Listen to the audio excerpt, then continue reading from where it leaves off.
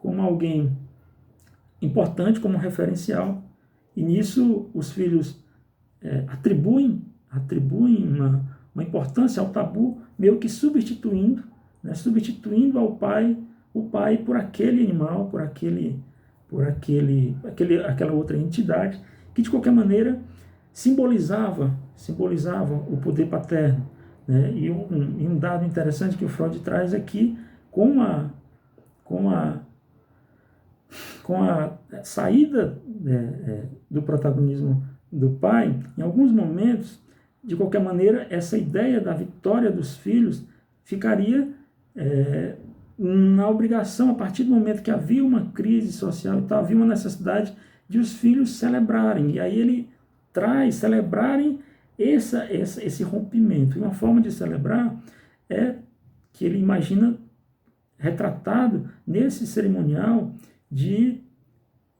em que se pode, né, nesse banquete totêmico em que excepcionalmente se concebe coletivamente, porque para isso tem que haver um consentimento coletivo, porque se for individual, o sentimento de culpa se abate de tal forma que ameaça o indivíduo, mas no banquete totêmico, meio que se recorda, ele entende essa exceção que se abre, a impossibilidade de comer o totem, como uma recordação desse momento festivo, mas é coletivo, porque a insurreição contra o pai foi coletiva. Então, nesse momento específico, excepcional, em que se pode comer o totem, mas coletivamente, ele entende que há realmente um elo, se revela o elo perdido do momento em que o pai primordial foi sacrificado.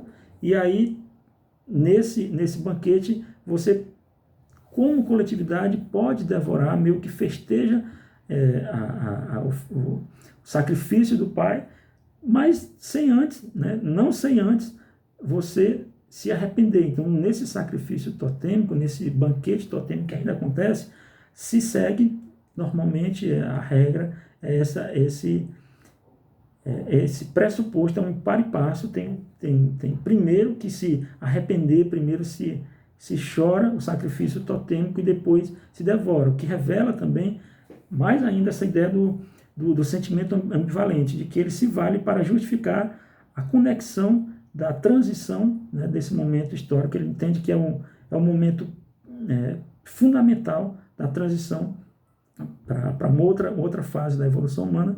E quando você faz esse banquete totêmico, a forma que acontece, o passo a passo, as fases desse banquete envolvem necessariamente esse arrependimento prévio, né, muitas vezes com choros, com orações, ou seja, você como tem uma afeição, como tem uma afetividade, um reconhecimento ao pai totêmico, você primeiro rende reverências a ele, e depois entra um outro momento em que você já pode sacrificá-lo, já pode, inclusive, se alimentar dele, como uma forma, inclusive, de comunhão. Então, é um banquete ritualístico, cerimonial, inclusive, há uma ideia também de você se tornar o próprio pai, há esse anseio, né? Então, essa transição foi inacabada, mas ela povoa ainda o imaginário da condição humana até hoje, segundo Freud. E segundo ele, esse momento foi importantíssimo, porque a partir dessa construção, a partir desse rompimento do filho, ou seja, a partir do momento em que o filho destronou o pai, uma nova fase da condição humana foi gerada, inclusive para ele a organização social, o Estado, a sociedade, as religiões, inclusive a própria cultura, teria esse ponto como um marco inicial. Pelo menos essas organizações, Estado, sociedade e a cultura atuais teriam nesse momento o marco inaugural, ou seja, a partir daí toda uma nova fase do ser humano teria sido instaurada, e ele vai procurando justificar, né, fundamentar, inclusive em relação à religião. Ele observa que as religiões têm muito isso, a ideia de buscar o pai, né, de uma certa paternidade, de de tentar uma reconexão com a questão do Pai, que teria, né, que teria sido sacrificado. Inclusive, o catolicismo, por exemplo, a religião cristã tem muitas semelhanças. É claro que ele, sendo judeu e sendo muito conhecedor disso, ele aprofunda muito essa temática, especificamente na questão do cristianismo, porque para ele o cristianismo chegou em relação a outras religiões ainda e mais além, nessa ideia de uma busca do Pai, de uma reconexão com o Pai. Para ele, o Cristo foi ainda além, porque meio que, em vez de matar o Pai, que é um reflexo, né, que permeia, né, esse pavor que permeia muitas religiões, né, buscando esse religar, essa reconexão. O cristianismo seria mais radical, porque esse sentimento de culpa que permeia toda a condição humana, ele teria tentado redimir, ou seja, a partir do momento em que Cristo não apenas não sacrifica o Pai, mas na verdade se sacrifica pelo Pai e entra em comunhão com Ele, Freud entende que houve, na verdade, teria havido nesse sentido uma remissão de toda culpa. Então é uma outra abordagem da ideia cristã da remissão de culpa por Cristo, né, através do sacrifício de Cristo. Então, numa análise psicanalítica, que acaba sendo fantástico, porque encontra de qualquer maneira, vai ao encontro da ideia, né, que prega o cristianismo. Cristo teria rompido de uma forma mais radical a culpa, teria redimido a culpa do complexo de Édipo, porque Cristo não sacrificou o Pai, Cristo se sacrificou pela própria humanidade, então assumiu a condição de filho, mas se sacrificando pelo Pai. Então foi morto na condição de filho. Então, em vez de matar o Pai, Cristo, enfim, a piedade, a ideia de Cristo foi de tal generosidade que ele redime essa culpa original. E aí o cristianismo, Freud fala que trabalha muito com essa ideia também, ou seja, há um paralelo evidente entre as ideias, alguns simbolismos, a simbologia cristã, desde as fases mais primitivas, né, do judaísmo como um todo, bem antes mesmo de Cristo, mas nesse momento da ideia cristã, a coisa fica muito mais bem elaborada, que é um corte. Então, Cristo é tão importante, tão radical, que à luz da psicanálise ele teria também inovado. Em vez de matar o Pai totêmico, ele se sacrifica pelo Pai e teria, à luz da psicanálise, redimido essa culpa dos homens, né? Então, acaba sendo algo muito, muito interessante. É uma teoria, claro que muita gente discorda, vai achar que é viagem. Também não há evidências também tão incontroversas a respeito de uma confirmação disso, porque diz respeito aos primórdios da própria condição humana. É algo que na verdade é uma aventura num escuro, mas a gente não pode negar a boa intenção e a seriedade da construção. Ou seja, Freud ele não faz essas incursões apenas a título de uma elucubração vazia. Ele vai buscando evidências, ele vai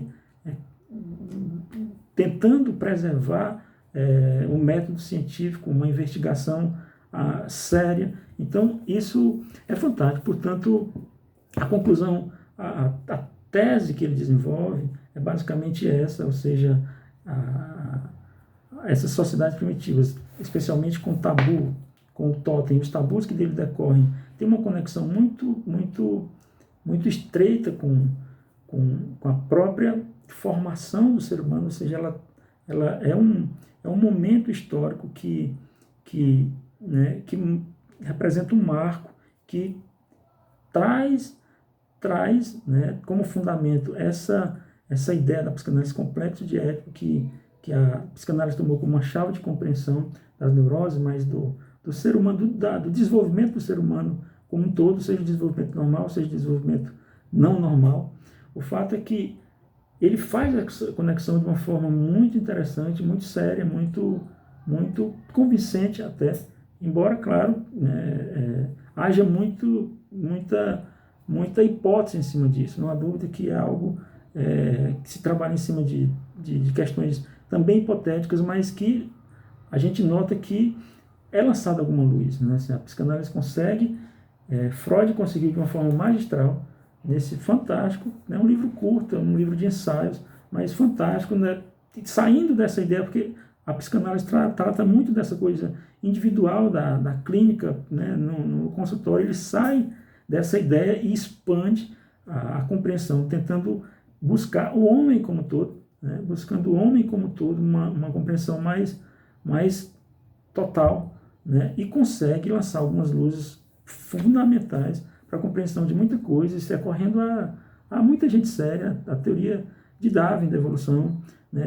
A esses grandes escritores que foram a campo e buscaram tantas evidências de como a sociedade funciona, de como os primórdios, né? Quais os mecanismos de funcionamento das sociedades primitivas, do homem primitivo, isso no propósito de conhecer o próprio homem atual e o homem todo em todo o seu tempo. Então, é uma leitura extremamente válida dessa teoria, nessa tese que ele cria, de que houve esse rompimento, né, só para fechar, esse rompimento dessa ideia de Darwin, de que havia, né, uma horda paterna e foi substituída por um clã de irmãos, né, havia uma horda paterna e nessa sucessão da horda paterna para o clã de irmãos está, né, nessa transição o complexo de Édipo e dele decorreram, né, sociedade a partir daí de uma forma, né, por linhas tortas, por formas e mecanismos mais diversos, acabaram se desencadeando outros momentos da evolução humana que culminaram na organização social, no Estado, nas religiões e na própria cultura. Então essa conexão dessa transição humana, né, de horda, né, dessa horda patriarcal para esse clã fraternal, teve no meio termo esse importante elemento do complexo de Édipo, e aí trouxe ressentimentos, trouxe esse sentimento de conquista, mas ao mesmo tempo sentimento de culpa, e isso está na raiz da própria compreensão de como a coisa funcionou, né, a partir daí, e foi a partir daí, de qualquer maneira, que desencadearam-se todas as instituições, enfim, que ainda hoje estão aí, inclusive no inconsciente, isso diz muito com o inconsciente, o inconsciente é muito povoado ainda por esse momento, né?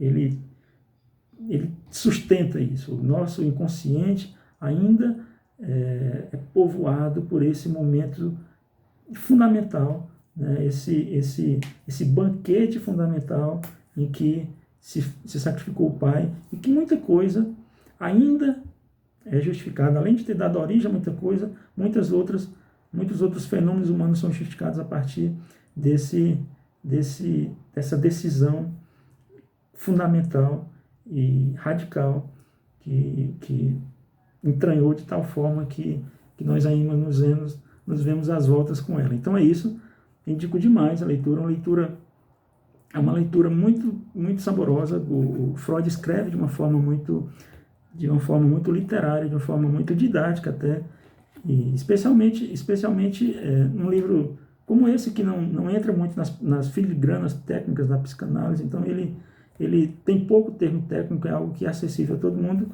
então recomendo demais Totem e Tabu, Sigmund Freud, e vamos, né, para a próxima leitura. Fiquem em casa e que essa pandemia acabe o quanto antes. Um abraço.